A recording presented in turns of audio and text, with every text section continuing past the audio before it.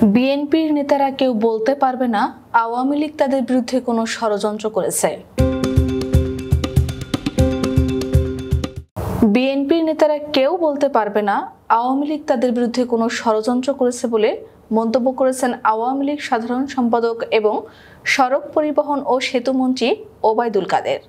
তিনি বলেন, হত্যা রাজনীতিতে আওয়ামী লীগ বিশ্বাস করে না, সেটা বাংলাদেশের রাজনীতি আওয়ামী লীগ বারবার প্রমাণ করেছে। আজ মঙ্গলবার সকালে বঙ্গবন্ধু অ্যাভিনিউয়ে আওয়ামী লীগের কেন্দ্রীয় কার্যালয়ে মহানগর উত্তর ও দক্ষিণ আওয়ামী লীগ আয়োজিত যৌথ সভায় তিনি একথা বলেন। সেতুমন্ত্রী বলেন, আমরা বলতে চাই, ভোটাধিকার প্রয়োগের মাধ্যমে আপনারা আপনাদের নাগরিক অধিকার প্রতিষ্ঠা করবেন, এটা আমাদের আহ্বান। বাংলাদেশ আওয়ামী লীগ বিশ্বাস করে জনগণই সকল ক্ষমতার উৎস।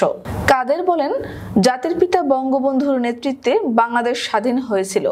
দেশ বিরোধী অপশক্তি বঙ্গবন্ধু পরিবারকে হত্যা করে 1975 সালের 15 আগস্ট বিশ্ব সভ্যতার ইতিহাসের সবচেয়ে কলঙ্কিত হত্যাকাণ্ডের ঘটনা ঘটিয়েছে এবং সেটাই আমাদের গণতন্ত্রের উপর সবচেয়ে বড় আঘাত।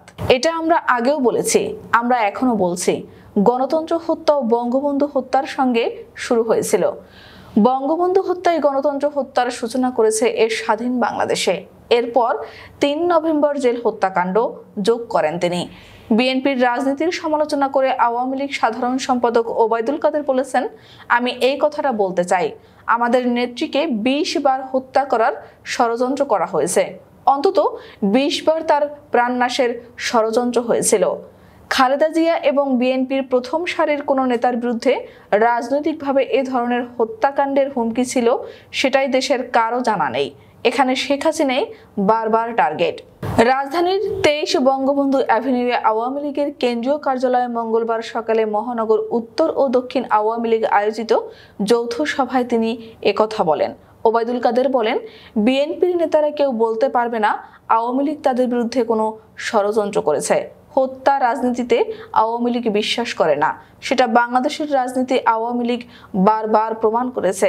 আওয়ামী লীগ কাউকে হত্যা করে এখানে ক্ষমতার রাজনীতিকে চিরস্থায়ী করতে কখনো চেষ্টা করেনি। তিনি আরো বলেন, শুধু দেশে নয়, বাইরেও বাংলাদেশ বিরোধী অপপ্রচার আছে, ষড়যন্ত্র আছে এবং নির্বাচিত সরকারকে অবৈধভাবে হটানোর চক্রান্ত দীর্ঘদিন ধরে আমরা লক্ষ্য করছি। আমাদের নির্বাচন প্রক্রিয়া স্বচ্ছ থাকার পরও, ভোটার উপস্থিতি সন্তোষজনক থাকার পরও অবিরাম আমাদের নির্বাচনের বিরুদ্ধে, গণতান্ত্রিক ব্যবস্থার বিরুদ্ধে দেশি বিদেশি একটি চক্র অপপ্রচার মিথ্যাচার চালিয়ে যাচ্ছে।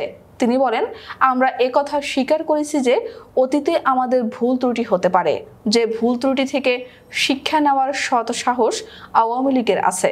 এটা কিন্তু আমরা স্বীকার করেছি, আমাদের নেত্রী তার বক্তব্যের মধ্য দিয়েও স্বীকার করেছেন।